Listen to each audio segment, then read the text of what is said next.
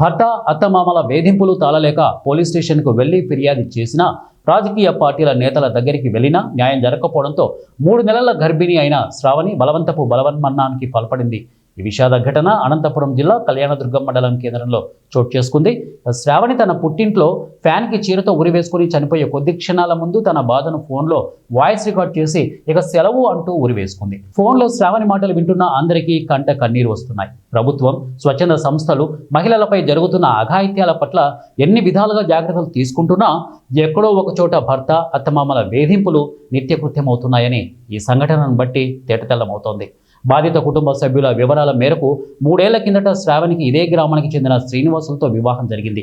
మొదటి 6 నెలల పాటు అన్యోన్యంగా ఉంటున్న భార్యాభర్తల మధ్య అత్తమామలు గొడవలు సృష్టించారని శ్రావణి తల్లిదండ్రులు ఆరోపిస్తున్నారు.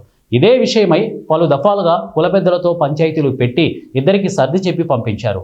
అయితే తనపై అనుమానం పెంచుకున్న భర్త అత్తమామలు తనను చంపడానికి కుట్ర చేస్తున్నారని పుట్టింట్లో తల్లిదండ్రులకు ఫిర్యాదు చేసింది. ఇదే విషయమై కళ్యాణదుర్గం పట్టణ పోలీసులు కూడా ఫిర్యాదు చేశారు. ఫిర్యాదును మరో రకంగా మార్చి భర్త అత్తమామలకు అనుకూలంగా పోలీసులు వ్యవహరించారని శ్రావణి కన్నీరు మున్నీరుగా విలపించింది. తన కడుపులో పెరుగుతున్న బిడ్డతో పాటు తాను ఈ లోకం నుండి విడిపోతున్నానంటూ కనీసం నా మొదటి బిడ్డకు న్యాయం చేయాలని చేతులు జోడించి వేడుకుంది.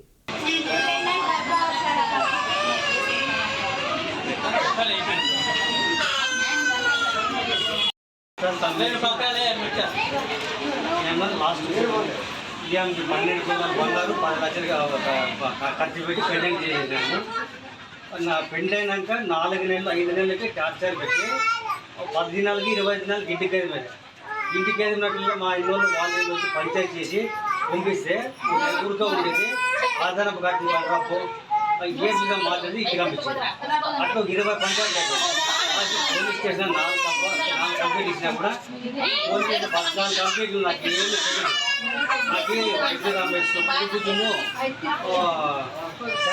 పూజము ఎమ్మెల్యే ప్రభుత్వం నాకు ఏమని తీసుకోమంటాడే మొన్న అట్లా మన 10 రోజుల కింద మళ్ళీ పాప ప్రెగ్నెంట్ అని తెలుసుకున్నప్పుడు అపాయింట్ చేయించుకొని చిత్రింపులు పెట్టేసినారు. మాకు కూడా తెలియకున్నట్టు వచ్చి 6 గంటల తీసుకుపెట్టి వెళ్ళలేదు. ఒకసారి పార్వాబాయి ఆవిడ ఉందల రోడ్ తీసుకుపెట్టి వెళ్ళిపోయినారు. ఒకసారి ధర్మారం రోడ్ తీసుకుపెట్టి వెళ్ళిపోయినారు. ఒకసారి పుల్లకాయలు పనులాడ తీసుకుపెట్టి వెళ్ళిపోయినారు.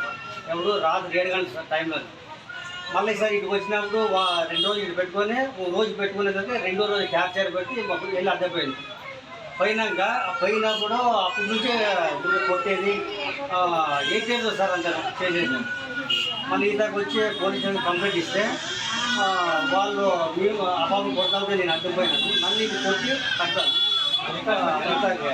గాయపడుతుంది. మళ్ళీ పోలీస్ స్టేషన్ రిపోర్ట్ ఇస్తే హాస్పిటల్కి పోయి మీరు అడ్మిట్ కాండి అక్కడ వాళ్ళు వచ్చి ఎఫ్ఐఆర్ చేస్తారని చెప్తారు.